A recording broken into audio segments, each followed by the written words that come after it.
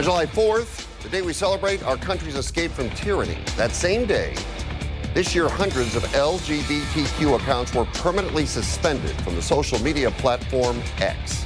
No good explanation and no communication with the account holders. Talk about that later. Welcome in on Wednesday. I want to start with a quick story. It happened last night. For the first time since I've been doing this show, I blocked somebody on social media. And that takes an awful lot considering I do sports talk radio in Los Angeles. Now, why would I block somebody who's in their 70s or 80s? When we started the show, I told you the show was different, that it had never been tried on local TV. It was an exchange of ideas. We hoped some of it would make you smile. We knew some of it would push a few buttons, and it has gone exactly as conceptualized.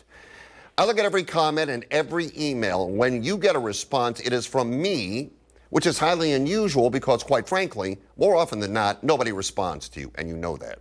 And if we're being honest, people don't care what you think. You know that too. But I do. It's how the show was designed. It was designed to give everybody a voice. Just because you're right doesn't mean someone else is wrong. It's a conversation, and we listen to others. Whether we agree or disagree, we learn things. I believe in life, there's one thing we all crave. Love? Sure. But that's not number one. The most important thing is relevance. No matter how old we are, we want to feel seen, we want to feel heard. And if you want to comment on anything said on this show, it's fair game. That's the plan. If you want to make personal comments about the people on the show, well, that's where I draw the line. You're no better than they are. And by the way, they're no better than you, except they get it and you don't. During the exchange, this person suggested they wanted to come on the show. I said no, because being relevant is being open. And if you're not open, you're not relevant. Let's welcome in Chauncey Thompson, COO, Barton CPA, and Doug Baker. Okay, Chauncey, you've been here from the start. What has this been like for you? It's been fun, Fred. I've had people stop me on the street, at the grocery store. I've had clients reach out. It's been an experience where I really think about the other side. I think about the topics going into it every Wednesday. I think about the experience. I think about other people's experiences because I don't live in every community and I don't walk in everybody's shoes. So I want to get a sense of what they feel and take my history or experience and apply that into what the topics are. Doug, you jumped on I think 2 months ago. What's it been like for you? October. It's been something. It's wonderfully entertaining to me. As you know, I'm retired, so I love having Monday afternoon to think about, gosh, what can I say? What's going to happen tonight? And I feel very blessed for the opportunity. And I have learned so much about other communities and other things just from preparing for our Monday night activity. For that, I'm very grateful. All right. Short period of time here. I want to get this out for both of you because at one time or another, and you both know this, you watch the show, people have been critical of things both of you have said at one time or another. All right. Doug, with you, how does that make you feel? Well, I feel sorry for Chauncey. He doesn't deserve that.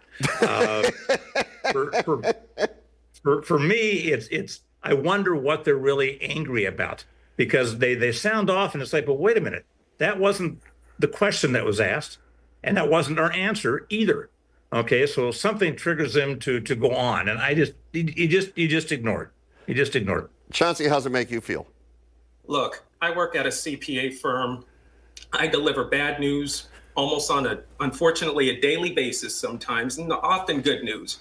I let it roll off my back. Listen, it won't be the first time. It won't be the last time. You know what I say? You see me on Facebook. You see me in the streets. Come to me directly if you have a problem. All right. And to our viewer who last night I had the exchange with, as I suggested to you then, and it will confirm it now, those two get it. You know, I see homeless people walking along the side of the street when I'm driving to work. I have no idea how they survive in this heat. 200,000 people are homeless in California. About 1,000 of them are here in the Coachella Valley. New ordinance in Palm Springs makes it illegal to set up an encampment or sleep anywhere on public property. The ordinance includes measures to help the police treat the homeless with dignity and respect their property. City Attorney Jeffrey Bollinger says the ordinance is not meant to criminalize homelessness. This is a notice period. Any property will be removed. Those affected will be told they can pick up their property, and the ordinance will not go into effect until the City Navigation Center opens its second phase. Police chief says this is to address repeat offenders that refuse services. All right, Doug, what do you think of this? I think it's good. The key part here is remember what the police chief says. They're not going to arbitrarily just take somebody off the street who just parks down there. No, they're giving them a chance for shelter. They refuse it, they could be picked up. It's the last ditch effort to clean up our streets. People say, but you got to be kind to the homeless because they're in bad shape. Well, we got a lot of businesses in the Coachella Valley that are also in bad shape, and sometimes they're harmed by the population of unhoused individuals, and they bring revenue into this city. We need them too. So we have to do a better job of cleaning up our streets. Luckily, as I said, this is a last resort, not a first resort. Chauncey.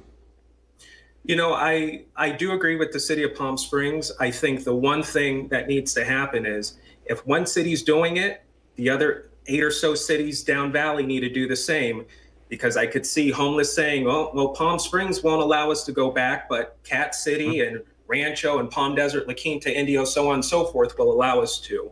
I will say it is a bad look when you fly into Palm Springs, as many of our tourists do, and we have the welcome wagon that's laying out there on the lawn right at the airport. So, you know, I feel for the homeless. I feel for them in this heat.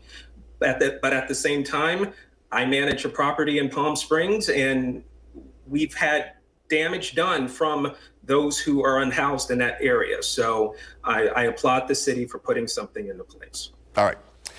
You've heard the warnings. Now let's get serious. Time for the first time, California about to impose permanent water restrictions. The policy, dubbed Making Conservation a California Way of Life, intended to permanently decrease statewide water use so that water reductions during droughts aren't as severe. We have Clark Elliott, Conservation Manager for the Desert Water Agency, here to walk us through it.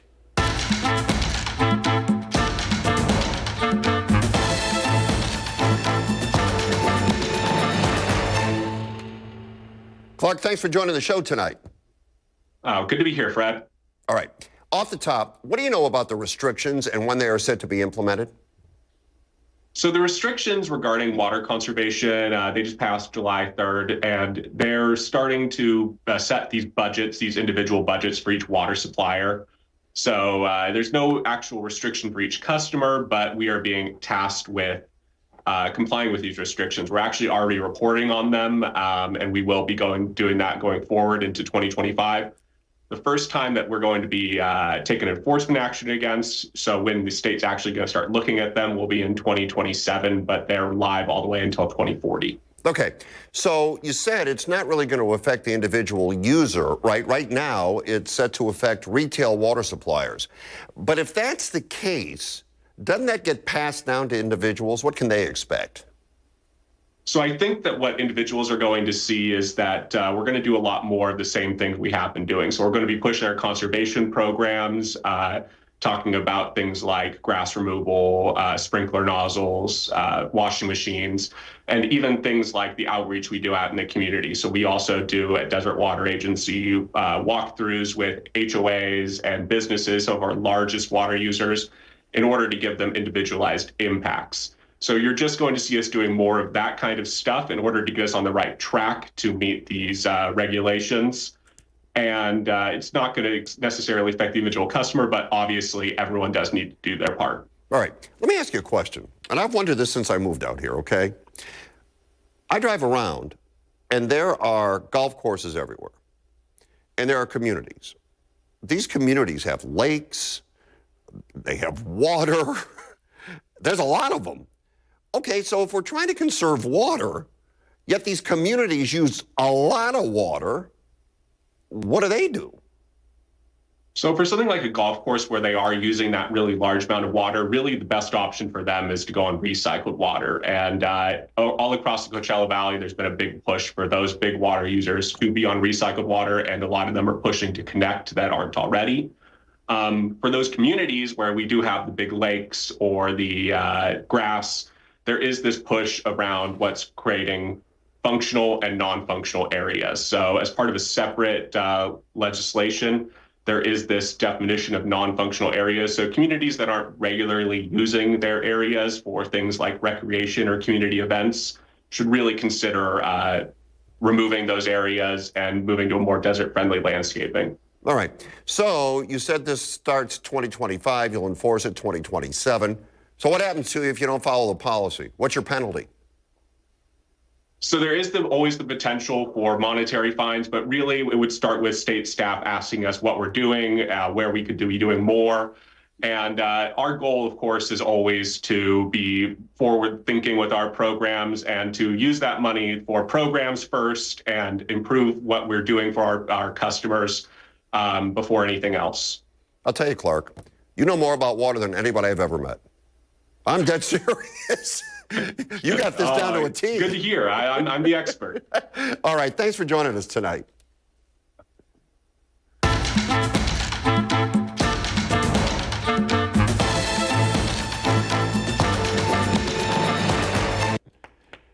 All right, the state wants you to conserve water, and if you do, you'll be a good neighbor.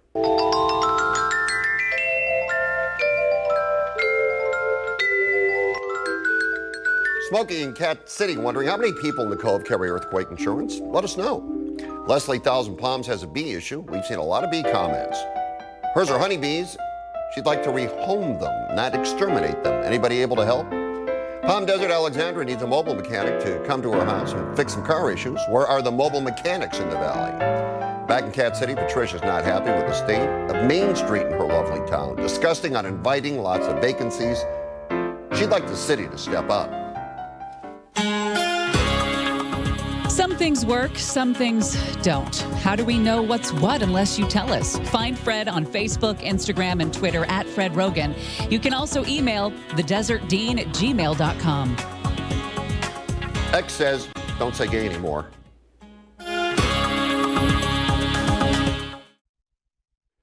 All right, in life, sometimes things go your way, sometimes they don't. But when they do, you better embrace it.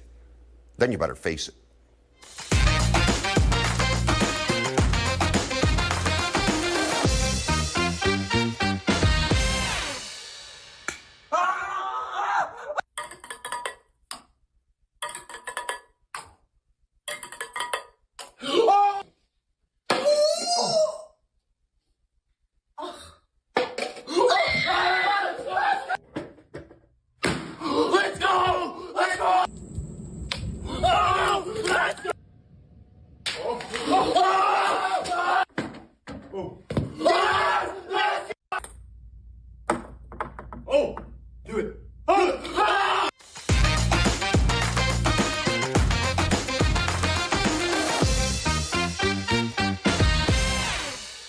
Those guys got a lot of time on their hands.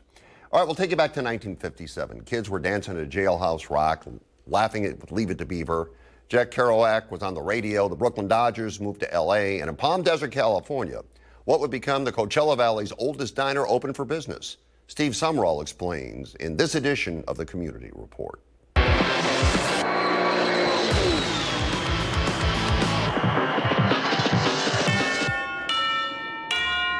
Bob Keedy opened this in June of 1957.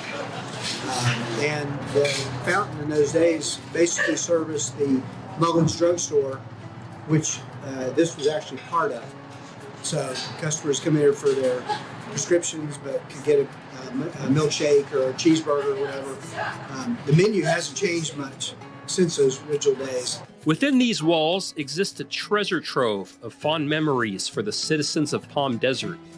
This is where William Boyd, better known as TV cowboy Hopalong Cassidy, would drop by and buy ice cream for all the kids. It's where this photograph was taken and then used as an advertisement for Converse All-Stars. It's been a destination for many noted celebrities. People like Bing Crosby, Phil Harris, Kay Ballard. Kay was very much a regular here. More recently, Grammy winner Justin Bieber and his wife Haley were more than happy to pose for pictures with Keedy's staff and customers. But celebrity sightings isn't what draws most people to Keedy's. For many, stepping through these doors feels like coming home again. The restaurant opened in 1957, which was the year that I graduated high school. We've been coming here to this restaurant ever since it's opened, and we love it. People to come up to me sitting at the counter who may be in their 60s and say, you know, my grandfather used to bring me in here as a little kid to get ice cream. I think people love going into a place that makes them feel like being a child again. All right, that's a great story. When we come back, something indisputable.